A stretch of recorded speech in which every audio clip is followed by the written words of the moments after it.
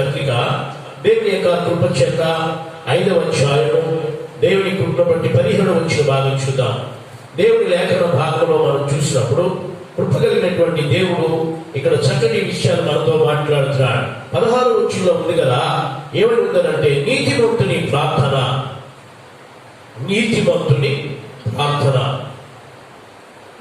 మనపూర్వకముగా మరి చేసినట్లయితే బహు బలము గలదై ఉండును అని చెప్పి తెలియచేయబడుతుంది.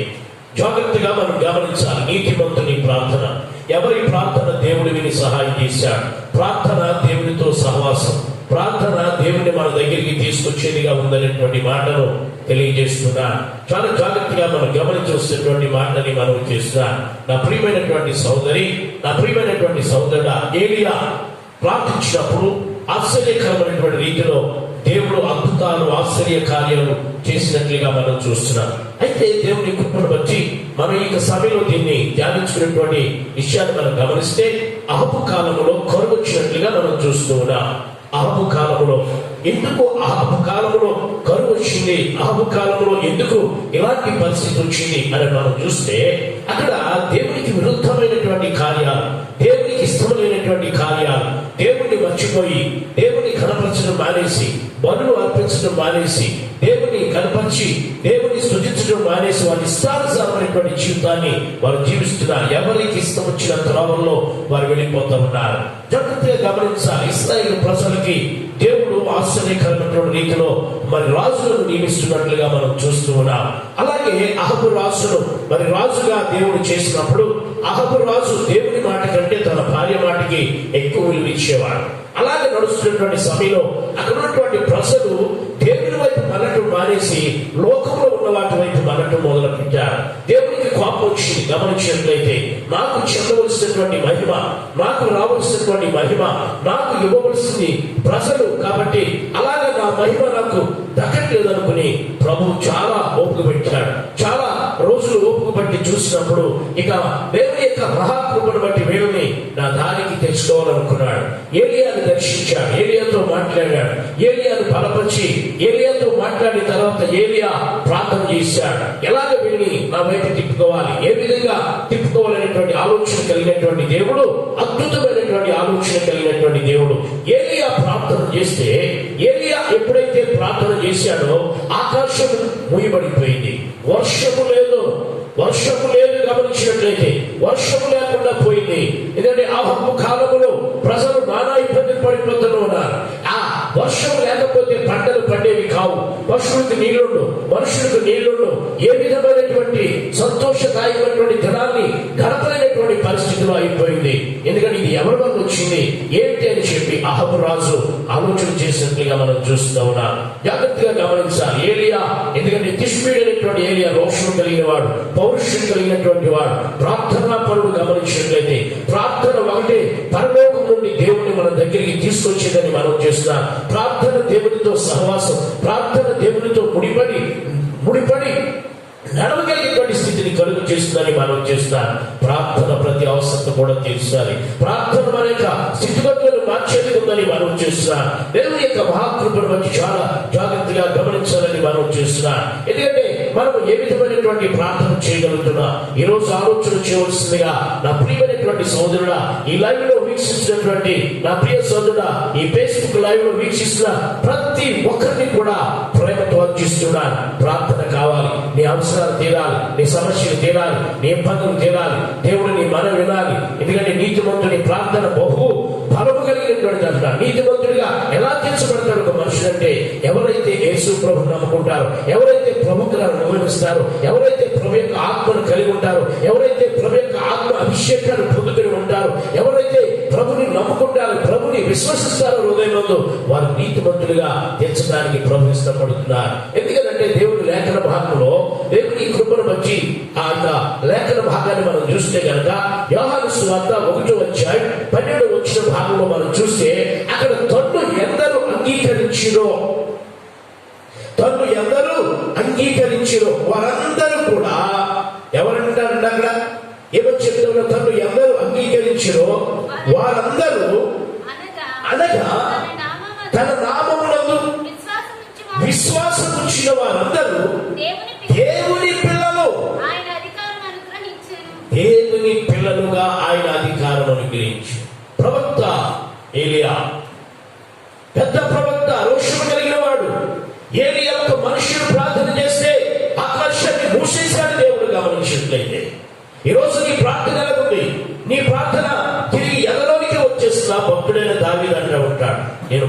చేస్తున్నాను కానీ నా ప్రార్థన తిరిగి మరలా నా ఎదలోనికి వచ్చేస్తుంది అని మాట్లాడుతున్నాడు. ఎందుకు ఎదలోకి వచ్చేస్తా ఉంది ప్రార్థన అంటే, తన జీవితంలో ఉన్నటువంటి పాపం, ఆ పాపాన్ని పెట్టుకుని మన హృదయంలో ప్రార్థన చేస్తే దేవునికి అంగీకారం కాదు.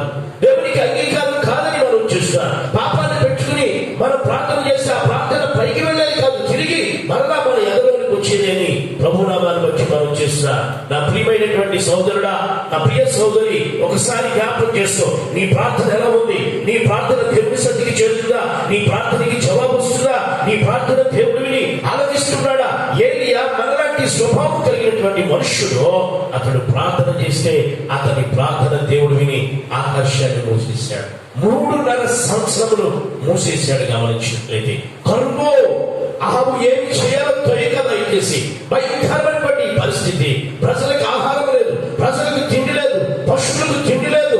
గమనించినట్లయితే ప్రజలు అల్లకొల్లం అయిపోతా ఉన్నారు. గమనించినట్లయితే తిరిగి మరలా దేవుని మహాకృపను బట్టి 3.5 సంవత్సరములు అయిన తరువాత దేవుడు మరలా కనికరించి, దేవుడు తన ప్రజల ఎడల కృప చూపి ఏలియాని దర్శించి ఏలియాను మరలా బలపరిచాడు. 3.5 సంవత్సరాలు కరువు అంటే ఎంత ఇబ్బంది. గమనించినట్లయితే ఎంత ఇబ్బంది. ఎందుకంటే ఈ కరువులో తన పిల్లలైనటువంటి తన యొక్క ప్రవక్తలుగా, చిన్న ప్రవక్తలుగా ఉన్నటువంటి ఆ ప్రజలను పోషించడానికి ఎంత కరువున్నా నీతిమంతుని ఆకలి కొననివ్వడం అని దేవుని వాక్య భాగం స్పష్టంగా తెలియజేస్తుంది. ఏలియాని పోషించాడు ఆయన. దేవుని వారి దగ్గర కాకుల ద్వారా ఆహారాన్ని పంపించి వాగు నీరు తాగుతూ ఉంటే అక్కడ దయచేసి కాకులను ఆయన ఆహారాన్ని తీసుకెళ్ళి మాంసం ఉంటే ఉదయం సాయంకాలం తీసుకెళ్ళినప్పుడు తన బిడ్డలను పశు పెట్టిన సింహపు పిల్లలు లేమి గలవై ఆకలి కొనినను తను ఆశ్రయించిన వారికి ఏమేలు పొదువై ఉండదు అని చెప్పి తెలియజేస్తూ ఉన్నాడు. చాలా జాగ్రత్తగా గమనించాలి. అక్కడ వాగు ఎండిపోయింది, అక్కడ నీరు లేదు. మళ్ళా దేవుడు దర్శించి తన యొక్క సేవకుడిని పోషించడానికి, ఏలియాని పోషించడానికి సారేపడినటువంటి ఊరిలో ఒక వెధవరాలు ఉంటే అక్కడికి నడిపించాడు. కరువు దినాలన్నీ కూడా గమనించినట్లయితే అక్కడ తన సేవకుడిని పోషించాడు. సేవకుడే కాదు, అక్కడ ఉన్న వెధవరాల్ని తన కుమారుని కూడా పోషించాడు. దేవుని మహాకృపను బట్టి తన పిల్లలను పసిపెట్టేవాడు కాదు, తన పిల్లలను ఆకలి గురించేవాడు కాదు, నీతిమంతుడిని ఆకలి గురించే దేవుడు కాదు. ఒబాద్య అనేటువంటి వాడు అహాబు కాలంలో తన యొక్క వంటశాలలో ఉంటే గుహకి 50 మంది చొప్పున దేవుడు కరువు కాలంలో అహాబు ఇంటిలో నుంచి భోజనాన్ని పంపించి తన దాసులను పోషించాడు. అంత గొప్ప దేవుడు ఆయన. జాగ్రత్తగా గమనించాలి. దేవుని యొక్క కృపను బట్టి దేవుని లేఖన భాగాన్ని మనం చూసినప్పుడు కరువైనా, ఖడ్గమైనా, ఏదైనప్పటికీ వస్త్రహీనతైనా, ఉపద్రవమైనా క్రీస్తు ప్రేమ నుండి మనలను ఎడబాపునని రోమిలికి రాసిన పత్రికలో చాలా స్పష్టంగా తెలియచేయబడతాం. క్రీస్తు ప్రేమ మనల్ని విడిచిపెట్టేది కాదని మనం చూస్తున్నాం.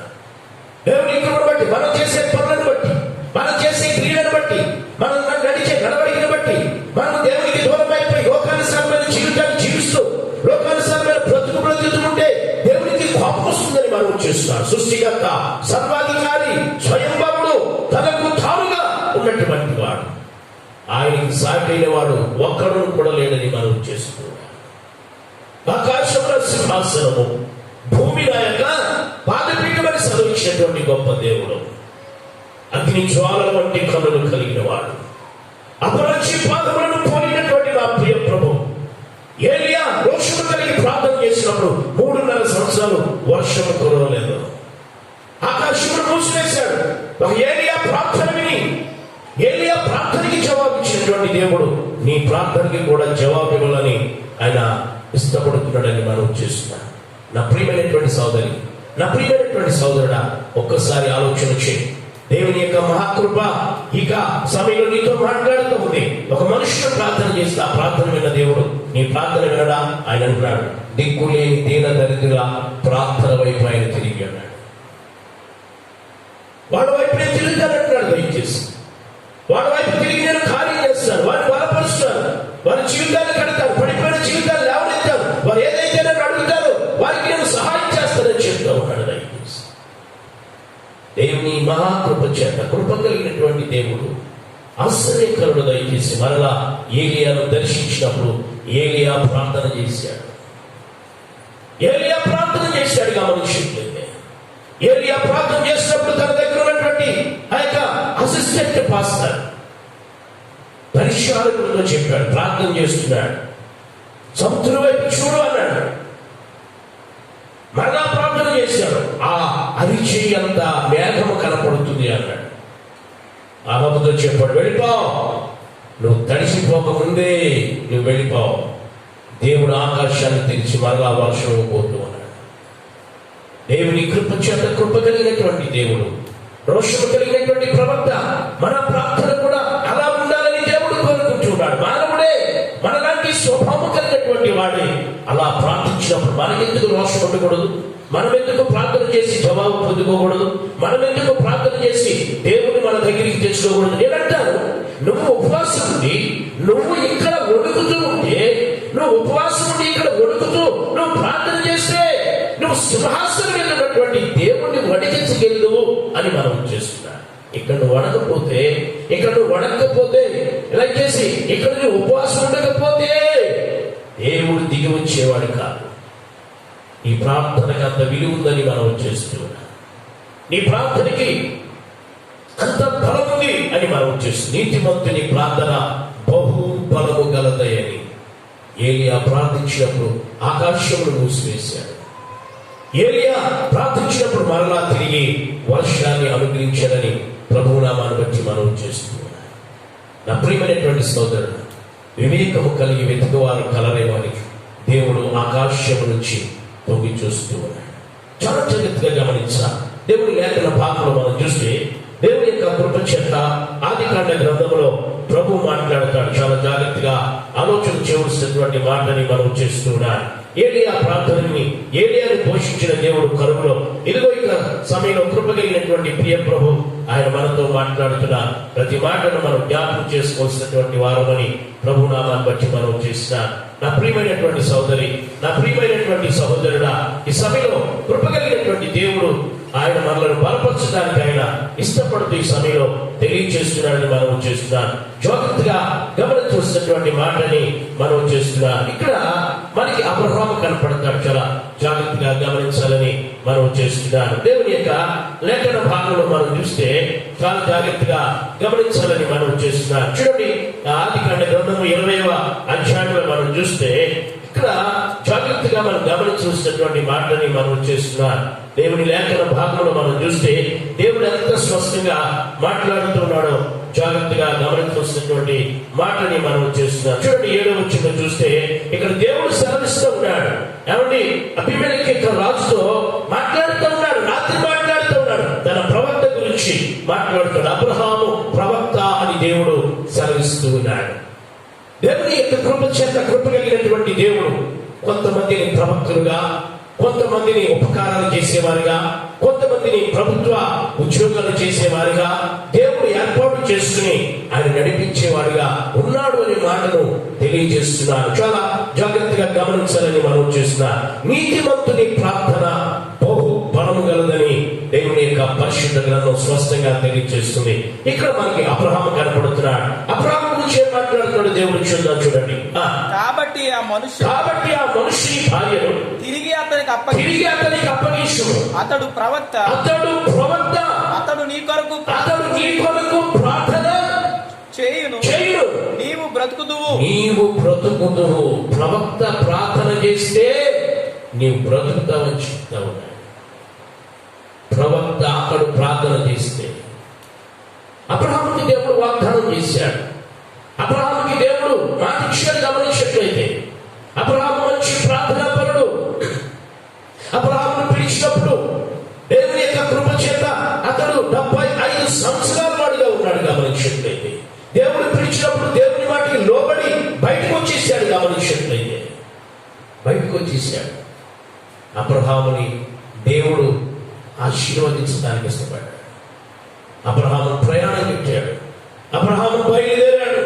అబ్రహాము ప్రయాణం కట్టి బయలుదేరి తాను ఎక్కడికి వెళ్ళినో తెలియక వెళ్ళినని చెప్పి దేవుని వాటికి విధేయత కలిగి ఉన్నాడు. దయచేసి అతడు గమనించినట్లయితే అబీమెలెకు యొక్క రాజు చాలా జాగ్రత్తగా గమనించవలసినటువంటి చేసినటువంటి మాటని మనం చూస్తున్నాం. దేవుని లేఖన భాగంలో మనం చూసినప్పుడు కాబట్టి చాలా జాగ్రత్తగా గమనించాలి. అబ్రహాం గురించి మాట్లాడుతూ ఉన్నాడు. అతడు ప్రయాణం చేస్తున్నప్పుడు, అతడు ప్రయాణం చేస్తున్న సమయంలో దేవుడు అతనికి తోడుగా ఉన్నాడు. అబీమెలెకు రాజు పండుకొని ఉంటే రాత్రికాల సమయంలో అతడు ప్రవక్త, అతడు ప్రార్థన చేస్తే నువ్వు బ్రతుకుతావు, జాగ్రత్త, అతని భార్యను అతనికి అప్పగించేమని చెప్పాడు. జాగ్రత్తగా గమనించాలి. వాడిలో దడ పుట్టేసింది, భయం పట్టుకుని వాడికి దయచేస్తామని చెప్పాడు. చాలా జాగ్రత్తగా గమనించాలి. నువ్వు దయచేసి దేవుని ఆత్మ కలిగి, దేవుని అభిషేకం కలిగి, నువ్వు నిజమైన ప్రార్థన పరుడుగా ఉంటే, నువ్వు నిజమైనటువంటి ప్రార్థన పరుడుగా నువ్వు కొనసాగుతూ ఉన్నట్లయితే జాగ్రత్తగా గమనించాల్సినటువంటి మాటని మనం చూస్తున్నాం. ప్రార్థన అనేటువంటిది చాలా ప్రాముఖ్యమైనటువంటిదని మనం చూస్తున్నాం. దేవునితో సహవాసం, దేవునితో ముడిపడి ఉండటం, ప్రార్థన పని ప్రతి అవసరం కూడా తీర్చగలిగేదని మనం చూస్తున్నాం. ప్రార్థన ఒకటే ప్రతి ఒక్క కీడును తొలగించేది, ప్రార్థన ఒకటే ప్రతి అవసరమును కూడా తీర్చగలిగేది అని ప్రభువున మనం బట్టి మనం చూస్తున్నాం. నా ప్రియమైనటువంటి సోదరి, నా ప్రియమైనటువంటి సోదరుడా, చాలా జాగ్రత్తగా గమనించాల్సినటువంటి మాటని మనం చేస్తున్నాం. అబ్రహామును ప్రవక్త అని చెప్పాడు. అబీమెలెకుకి భయం కలిగి గమనించినట్లయితే దేవుని యొక్క లేఖన భాగంలో మనం చూస్తే, దేవుని యొక్క కృప చేత అతడు అబ్రహాము తన యొక్క భార్యను అబీమెలెకు దయచేసి తన యొక్క, ఎందుకంటే ఆ రాజగృహానికి తీసుకెళ్ళినప్పుడు దేవుడు గర్భాలన్నీ మూసిపడేశాడు. గమనించినట్లయితే గర్భములన్నీ మూసిపడేశాడు. గమనించినట్లయితే అబీమెలెకు యొక్క రాజును బట్టి గమనించినట్లయితే అతడు ప్రయాణం చేస్తూ, అతడు వెళుతూ, గమనించినట్లయితే ఐగుప్తు దేశం కూడా అతడు ప్రయాణం చేస్తూ వెళుతున్నటువంటి సమయంలో తన ప్రయాణంలో దేవుడు అతనికి తోడుగా ఉన్నాడు. దేవుడు అతనికి కాపరిగా ఉన్నాడు. దేవుడు తన యొక్క మాట ప్రకారం నడిచిపెడుతున్నాడు కనుక తన సన్నిధి తోడుగా అబ్రహాముకి తోడుగా ఉంది. పగలు మేఘస్తంభము, రాత్రి అగ్నిస్తంభముగా ఇశ్రాయేలు ప్రజలు నడిపించేటువంటి దేవుడు. కాబట్టి అతడు ప్రార్థన చేస్తే నువ్వు బ్రతుకుతా పోవు అని చెప్పినప్పుడు దేవుని మహాకృపను బట్టి, కృప కలిగినటువంటి దేవుడు ఆశ్చర్యకరుడు. తన భార్యను బట్టి, అబ్రహామును బట్టి ఆ దేశంలో ఉన్న గర్భాలన్నీ మూసిపడేయడండి. ఎప్పుడైతే తన భార్యను తనకు అప్పగించాడో, ఎప్పుడైతే అబీమెలెకు రాజు దేవునికి భయపడ్డాడో, మూయబడిన గర్భాలు తెరవబడినట్లుగా మనం చూస్తూ ఉన్నాం. దేవుని లేఖన భాగంలో 17వ వచన భాగం ఒకసారి మనం చూద్దాం. గమనించినట్లయితే అబ్రహాము దేవుని ప్రార్థించగా దేవుడు అబీమెలెకును అతని భార్య అతని దాసీలను బాగు చేసెను. వారు పిల్లలు కనిరి. ఏలయనగా అబ్రహాము భార్య అయిన శారాను బట్టి దేవుడు అబీమెలెకు ఇంటిలో ప్రతి గర్భమును మూసివేసెను. అబ్రహాము ప్రార్థనాపరుడు. అబ్రహాము ప్రార్థన విని దేవుడు ఆశ్చర్య కార్యాన్ని జరిగించిన గొప్ప దేవుడు. ఈరోజు ఆయన మనతో మాట్లాడుతున్నాడు. నీతిమంతుని ప్రార్థన. ఈరోజు చాలా మంది ప్రార్థన చేస్తూ ఉన్నారు. గమనించండి, అవ్వా పువ్వా ఆమె అయిపోయిందంటే ప్రార్థన ఉండదు. పాటలు పాడతారు, చాలా పాటలు పాడుతూ ఉంటారు, ప్రార్థన ఉండదు. దయచేసి జాగ్రత్త. దేవుని కృపను బట్టి ఎంతసేపు ప్రార్థన చేయగలుగుతున్నా, ఎంతసేపు దేవునితో సహవాసం చేయగలుగుతున్నాం, ఎంతసేపు దేవునితో గడపగలుగుతున్నా. ప్రియ సోదరి సోదరుడా, దేవుని కృపను బట్టి నీ కుటుంబానికి ప్రార్థనాపరుడిగా ఉన్నావా? నీ కుటుంబాన్ని నడిపించేటువంటి నాయకుడిగా ఉన్నావా? గమనించినట్లయితే దేవుని లేఖన భాగం చాలా స్పష్టంగా తెలియజేస్తాం. కృప కలిగినటువంటి ప్రియ ప్రభు మనతో మాట్లాడుతున్న ప్రతి మాటను మనం జ్ఞాపకం చేసుకోవాల్సినటువంటి వారమని మనం చూస్తాం. అబ్రహాము ప్రార్థన చేస్తే, అబ్రహాము ప్రార్థనకి దేవుడు జవాబిచ్చాడు. గమనించినట్లయితే అబ్రహాము ప్రార్థనకి దేవుడు ప్రతిఫలం దయచేశాడు. గమనించినట్లయితే చాలా జాగ్రత్తగా గమనించాల్సినటువంటి మాటని మనం చేస్తున్నాం. నా ప్రియమైనటువంటి సోదరి, నా ప్రియమైనటువంటి సోదరుడా, దేవుని కృపను బట్టి ఏలియా ప్రార్థన చేస్తే వర్షాన్ని కురవకుండా ఆపు చేసిన దేవుడు మరలా ప్రార్థన చేస్తే వర్షం ఇచ్చినట్లుగా మనం చూస్తూ ఉన్నాం. ఈరోజు దయచేసి గమనించినట్లయితే ప్రార్థన చేయాలి. ప్రార్థన వల్ల బలపరిచేదిగా ఉంటుందనేటువంటి మాట మనం చేస్తున్నాం. ఒకరోజు అబ్రహాము ప్రార్థన చేస్తున్నాడు. నాయనా, ఎందుకో తెలుసా, తన దుఃఖంలో ఉన్నాడు, తన వ్యాధుల్లో ఉన్నాడు. ఏమండి, దేవుని యొక్క కృపను బట్టి ఒకసారి ఆలోచన చేయవలసిందిగా ప్రభునామాన్ని బట్టి మనం చేస్తున్నాం. అబ్రహాము ఒకరోజు చాలా వ్యాధులుగా ప్రార్థన చేస్తూ ఉన్నాడు.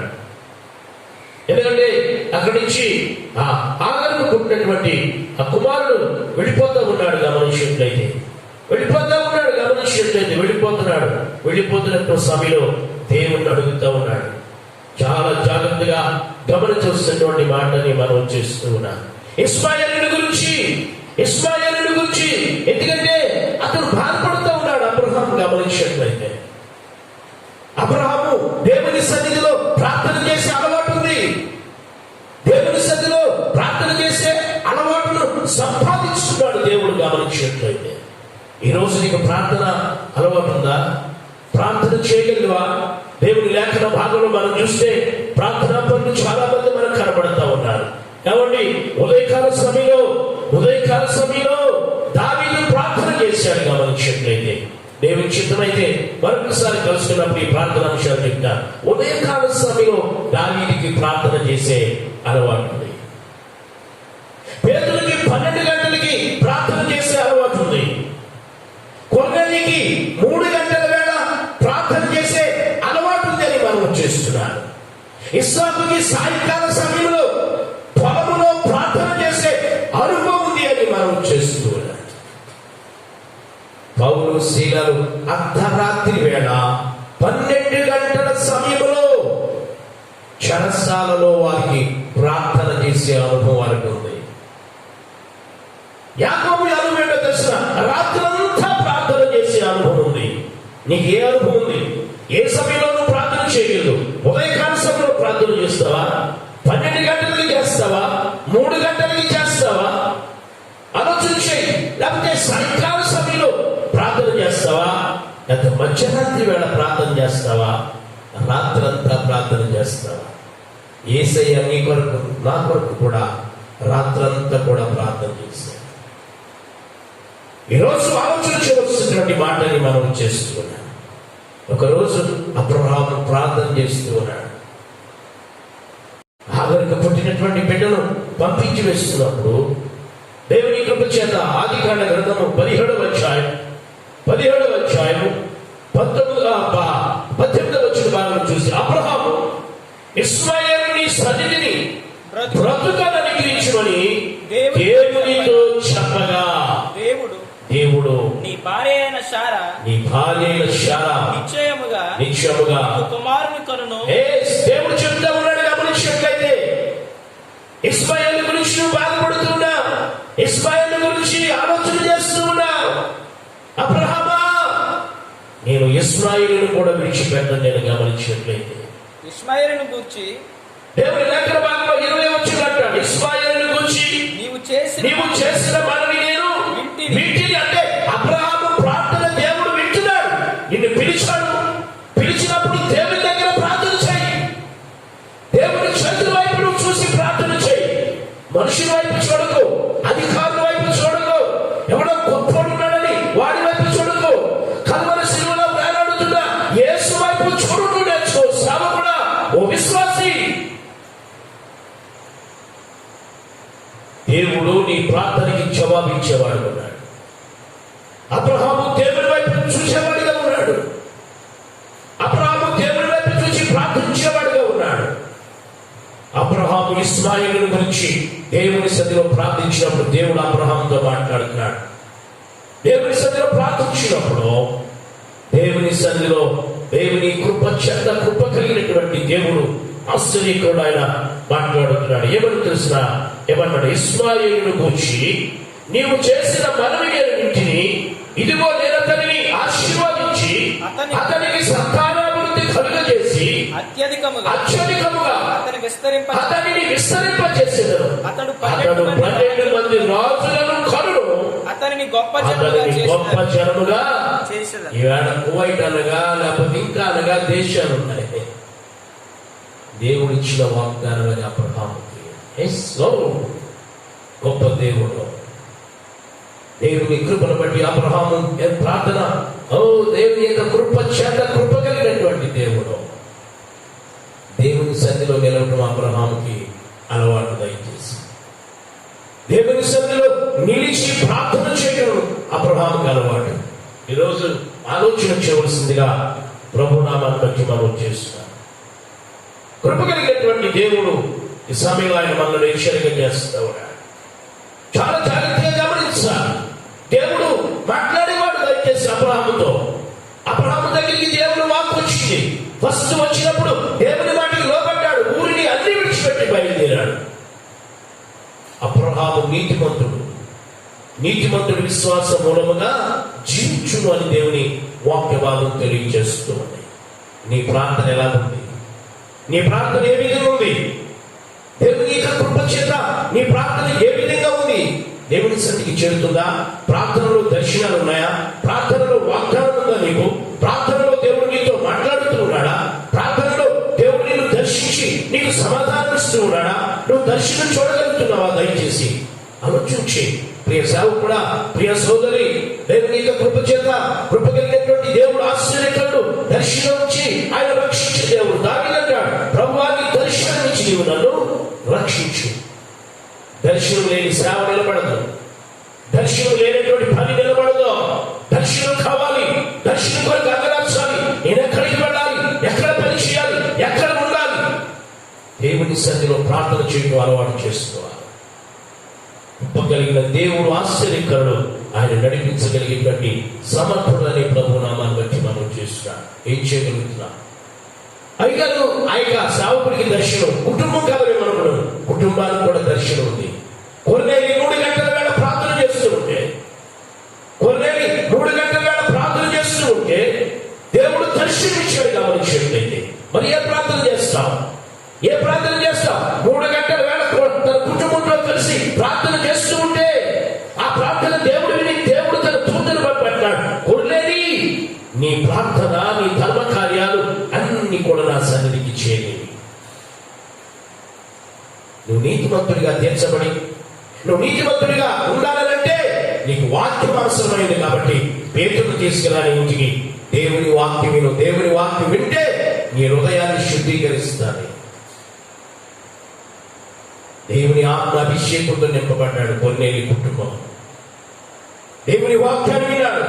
పేతురును తీసుకొచ్చాడు. చెప్పినట్టుగా ఇంటికి తీసుకొచ్చి ఎరుగు పొరుగు వారిని తీసుకొచ్చి తన ఇంట్లో పెట్టి పేతురు రాగానే శాస్త్రంగపడి రమ్మని చెప్పి ఆహ్వానించాడు. గమనించండి, పేతురు చెప్పిన మాటలు, ప్రభువును గురించి చెప్పిన మాటలు విన్నప్పుడు వారి మీదకి పరిశుద్ధాత్మ దిగి వచ్చింది. అక్కడ ఉన్న వారందరూ కూడా రక్షణ పొందారు. ఎందుకు ఈ మాటలు నేను చెప్తున్నానంటే, ప్రియ సోదరుడా, ప్రియ సోదరి, నీతిమంతుని ప్రార్థన బహుబలం కలిగినటువంటి. నువ్వు అనుకుంటున్నావు దయచేసి చాలా జాగ్రత్తగా గమనించాలి. ప్రభు వైపు చూడగలిగే వారు ఉండాలి. ప్రభు వైపు చూసే కన్నులు మనం కలిగి ఉండాలనేటువంటి మాటను తెలియజేస్తున్నా.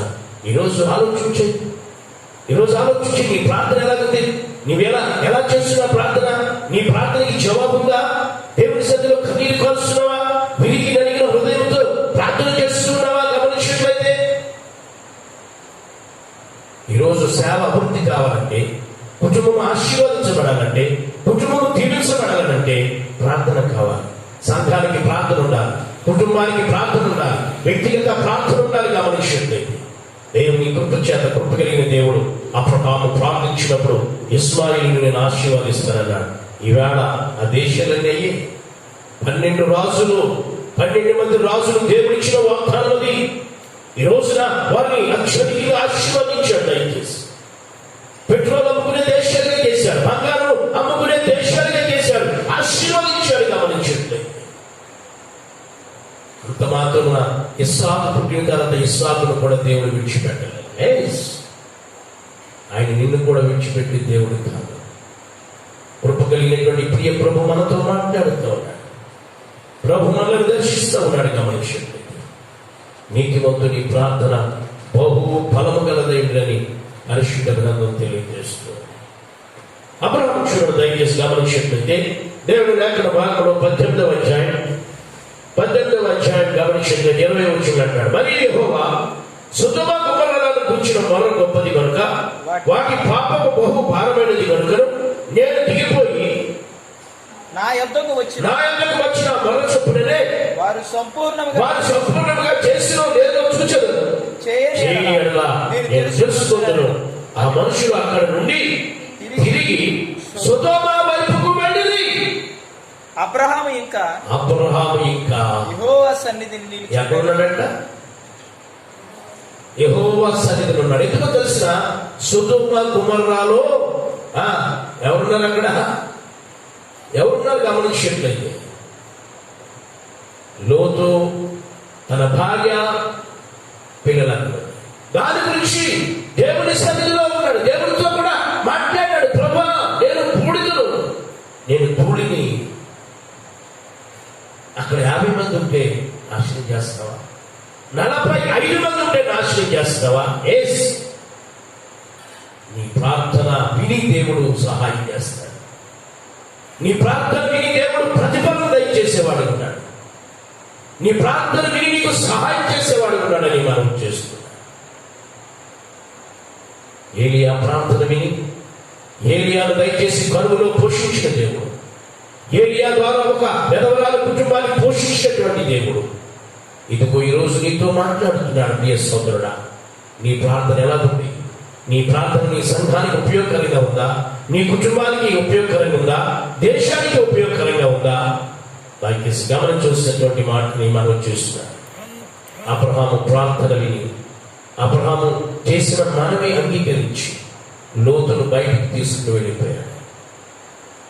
సొదొమ గొమొర్రా నుంచి బయటికి తీసుకుని వెళ్ళిపోయాడు. ఎందుకో తెలిసిన దేవుడు అబ్రహామును విడిచి సొదొమ గొమొర్రాకి వెళ్ళిపోయినా దేవుని సన్నిధిలో ఉండటం నేర్చుకున్నాడు కనుక అబ్రహాముకి దేవుని సన్నిధిలో ఉండి దేవునికి విజ్ఞాపన చేస్తున్నాడు.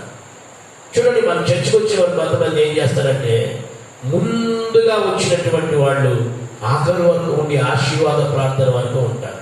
మధ్యలో వస్తూ ఉంటారు కొంతమంది, మధ్యలోనే పోతూ ఉంటారు. గమనించండి, అవగాహన ఉండదు వాడికి. అవగాహన లేని ఆరాధనలు, అవగాహన లేని ప్రార్థనలు, అవగాహన లేనిటువంటి స్థితి. నువ్వు దేవుని సన్నిధిలో ప్రార్థన చేయాలి. నీ ప్రార్థన దేవుని సన్నిధిలో ఉండాలి.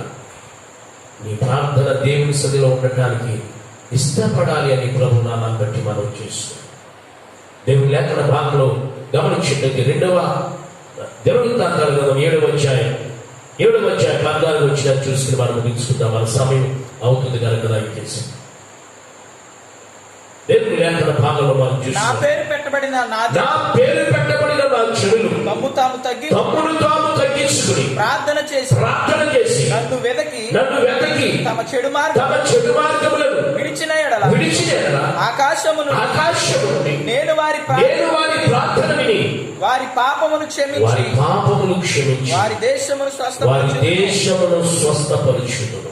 ఈ స్థలమందు చేయబడు ప్రార్థన మీద నా కను దృష్టి నిలుచును. నా చెవులు దానిని ఆలకించును అని చెప్పి తెలియజేస్తున్నాడు. సొలొమోను మందిరము కట్టిన తరువాత, సొలొమోను దావీదు కుమారుడైన సొలొమోను మందిరము కట్టిన తరువాత ఇత్తడి చప్పరం మీద ఉండి ప్రార్థన చేసినప్పుడు, నాయన కరువు వచ్చినప్పుడు, వారు పాపం చేసినప్పుడు, వారిని సన్నిధికి వచ్చి వారి తప్పును ఒప్పుకుని వారి పొరపాటును సరిదిద్దుకుని, అయ్యా వారిని మందిరానికి వచ్చి ప్రార్థన చేసినప్పుడు నీవు వారి ప్రార్థన విను నాయనా అని చెప్పి సొలొమోను మందిరం కట్టి ప్రార్థించినప్పుడు దేవుడు సొలొమోనుతో మాట్లాడుతున్నాడు. నా పేరు పెట్టబడిన నా జనులు తమ్మును తాము తగ్గించుకుని ప్రార్థన చేసినట్లయితే వారి ప్రార్థన నేను ఆలకిస్తాను అని చెప్పి తెలియజేస్తున్నాడు. నా మనస్సు నా కనుదృష్టి ఉంది. వారి ప్రార్థన విని వారి దేశాన్ని స్వస్థపరుస్తాడు. నిజమే, ఈరోజు కరోనా వైరస్ తరుగుతుంది. కరోనా వైరస్ విలయతానం చేస్తుంది. యావత్ ప్రపంచాన్ని వణికిస్తుంది. సంఘముగా కూడి, సహవాసంగా కూడి దేవుని యొక్క సన్నిధిలో ప్రార్థించవలసినటువంటి మనం, దేవుని సన్నిధిలో అంగలార్చవలసినటువంటి మనం ఏం చేస్తున్నాం? హాయిగా పడుకుంటామా? ఇంట్లో హాయిగా పడుకుంటామా? హాయిగా దయచేసి ఛానల్స్ మార్చుకుంటూ ఎలాగా ప్రార్థనలు దయచేసి కోవిడ్-19 గురించి, ఈ కరోనా వైరస్ గురించి ప్రార్థన లేదు కనుక ఇంట్లోనే ఉండిపోయి ఇంట్లో ఇళ్లే సినిమా హాల్గా తయారు చేసుకుంటారా? ఏమొస్తున్నాయి ఏమండి? రకరకాలైనటువంటి అన్ని కూడా చూస్తూ ఉండిపోతూ ఉన్నారు. జాగ్రత్త, ప్రభు చూస్తూ ఉన్నాడు. నీతిమంతుని ప్రార్థనల వైపు ఆయన కనుదృష్టించిన దేవుడు స్పష్టంగా చెప్తున్నాడా? ఈ మాట చూసి మనం ప్రార్థన చేసుకుందాం. దేవుని యొక్క కృప చేత పేతురు రాసినటువంటి మొదటి పత్రిక దేవుని కృపను బట్టి 3వ అధ్యాయం 12వ వచనంలో మాట్లాడతాడు. గమనించండి, ప్రభువు కన్నులు నీతిమంతుని మీదను ఆయన చెవులు వారి ప్రార్థన వైపును ఉన్నవి కానీ ప్రభు ముఖము కీడు చేయ వారికి విరోధముగా ఉన్నది అని చెప్పి తెలియజేస్తున్నాడు. ఏం చేస్తున్నాడు? దేవుని కృపను బట్టి నీ ప్రార్థన ఇంకొకరిని మారుస్తుందని గమనించావా? దేశాన్ని స్వస్థపరుస్తుందని ఆలోచన చేసావా? ఎవరి ఊరిని స్వస్థపరుస్తుందని ఆలోచన చేసావా? దేవుని కృప చేత నువ్వు ప్రార్థనాపరుడిగా ఉండి ప్రార్థన చేస్తూ దేవుని సన్నిధిలో గడపడానికి ఇష్టపడవలసిందిగా మనం చేస్తున్నాం. ఏలియా ప్రార్థన విని సహాయం తీసుకుంది. అబ్రహాము ప్రార్థన విని తన కుమారుడు ఇస్మాయిలుని ఆశీర్వదించినటువంటి దేవుడు. అబ్రహాము ప్రార్థన విని అబీమెలెకు యొక్క దేశంలో గర్భములన్నీ బాగు చేసినట్లుగా వారు పిల్లలు కనేటట్లుగా చేశాడు. ఈరోజు నీ సేవకుని అశ్రద్ధ చూస్తున్నావా? నీ దైవజనుడిని అశ్రద్ధగా చూస్తున్నావా? నీ దైవజనుడి మీద కోప్పడుతున్నావా? నీ దైవజనుడిని కించపరుస్తున్నావా? నీ దైవజనుని ప్రార్థన దేవుడు అంగీకరిస్తాడని ఈరోజు తెలుసుకో, ఆలకిస్తున్నాడు అనేటువంటి మాట తెలుసు. ప్రభు నీతో మాట్లాడుతున్నాడు. జాగ్రత్త, ప్రార్థన చేసుకుందాం. ప్రభు యొక్క సన్నిధిలో ప్రభు యొక్క పాదాల దగ్గర మనం చేస్తున్నాం. ప్రభువా, నేను కూడా ప్రార్థన చేస్తాను. అబ్రహాము దేవుని కృపను బట్టి ప్రార్థించినప్పుడు దేవుడు ఆలకించాడు. ఏలియా ప్రార్థించినప్పుడు దేవుడు ఆలకించాడు. సొలొమోను ప్రార్థన చేసినప్పుడు దేవుడు ఆలకించాడు. సొలొమోను ప్రార్థనకి జవాబు వచ్చింది. ఎవరైతే మందిరానికి వెళ్ళి కీడు, కరువు, తెగులు, యుద్ధం ఏదైతే వస్తుందో దేవుని కృప అక్కడ ఉపవాసం ఉండి ఆ మందిరానికి వెళ్ళి ప్రార్థన చేసినప్పుడు ఆ మందిరంలో దేవుని యొక్క మనస్సు కలుగుతుంది కనుక నీకు జవాబు వచ్చేదిగా ఉందని మనం చేస్తున్నాను. నేను ఈ మందిరమును కోరుకుని ఉన్నాను, ఈ స్థలము నేను కోరుకుని నా మనస్సు నా కనుదృష్టి అక్కడ ఉంది అని తెలియజేస్తున్నాను. కాబట్టి ప్రార్థన చేస్తున్నాను. కళ్ళు మూసుకోండి గమనించినట్లయితే చిన్న ప్రార్థన. ప్రభు, నేను కూడా ప్రార్థన చేస్తాను. ఎంతసేపు చేస్తావు? ఎన్ని గంటలు చేస్తావు? దేవుని కృపను బట్టి దావీదు ఉదయకాల సమయంలో ప్రార్థన చేసే అలవాటు ఉంది. 12 గంటలకి పేతురుకి మిద్ది మీదకి ప్రార్థన చేసే అలవాటు ఉంది. 3 గంటలకి కొన్నేని ప్రార్థన చేసే అలవాటు ఉంది. సాయంకాలం 4 గంటలకి ప్రార్థన చేసే అలవాటు ఉంది. ఇస్సాకుకి అర్ధరాత్రి వేళ ప్రార్థన చేసే అనుభూతి ఉంది. పౌలు శీలలకి రాత్రంతా ప్రార్థన చేసే అనుభవం ఉంది. యాకోబుకి. నీకు ఏ అనుభవం ఉంది? ఏ సమయంలో ప్రార్థన చేస్తావు? ఏ సమయంలో అగలాలుస్తావు? ఏ సమయంలో దేవుని పాదాల దగ్గర ఉంటావు? దయచేసి నీ కుటుంబం కొరకు, నీ పిల్లల కొరకు, నీ దేశం కొరకు, నీ సంఘం కొరకు ప్రార్థించవలసినటువంటి నీ ప్రార్థన కూడా వినాలని దేవుడు కోరుకుంటున్నాడు. కాబట్టి ప్రార్థన వైపు దయచేసి కనుదృష్టించినటువంటి దేవుడు, ఈ సమయంలో కృపకెళ్ళినటువంటి దేవుడు ఆయన మనతో మాట్లాడుతున్నాడు. ప్రార్థన చేసుకుందాం. మహాపరిశుద్ధుడైన తండ్రి, నీ పరిశుద్ధ నామమునకు స్తోత్రం. ఈ లైవ్ ద్వారా ఎంతమంది అయితే వీక్షించారు, ఎంతమంది అయితే ఆకర్షితులైన వాళ్ళందరినీ దీవిస్తున్నాం. అవును ప్రభా, నీ కృపను బట్టి నీతిమంతుని ప్రార్థన బహు బలముగలదని మీరు మాతో మాట్లాడారు. దేవ, విన్న వాక్యములుగా కాకుండా బిడ్డల యొక్క హృదయాలను ముద్రించండి, బలపరచండి, సహాయం చేయండి. నీ హస్తములు చాపండి దేవా, నీ కార్యాన్ని నూతనపరచమని ప్రార్థన చేస్తున్నారు. దేవ, ఎంతమంది అయితే వీక్షిస్తున్నారు వారి కుటుంబాన్ని దీవించండి.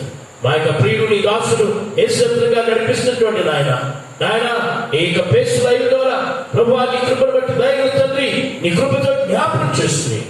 ఇంకా విస్తరింపచేయండి. అనేక మంది మాట్లాడుతుండగా అనేకలను ఆకర్షించుకుని విస్తరింపచేయమని కృపతి ఎంతమంది అయితే విన్నారో వారందరినీ దీవించమని యేసుక్రీస్తు నామములో ప్రార్థించి వెళ్ళుకొచ్చున్నాం తండ్రి. ఆమేన్. మన తండ్రి అయిన దేవుని ప్రేమ, కుమారుడైన ప్రభు యేసుక్రీస్తు వారి యొక్క కృప, పరిశుద్ధాత్మని అన్యోన్య సహవాసం కూడినటువంటి నాయన ప్రభా, లైవ్ లో వీక్షిస్తున్నటువంటి నాయన బిడలకు నా ప్రభా ప్రభుత్వ పర్యంతరము సదాకాలం తోడైనడు కాక. ఆమేన్. ఆమేన్.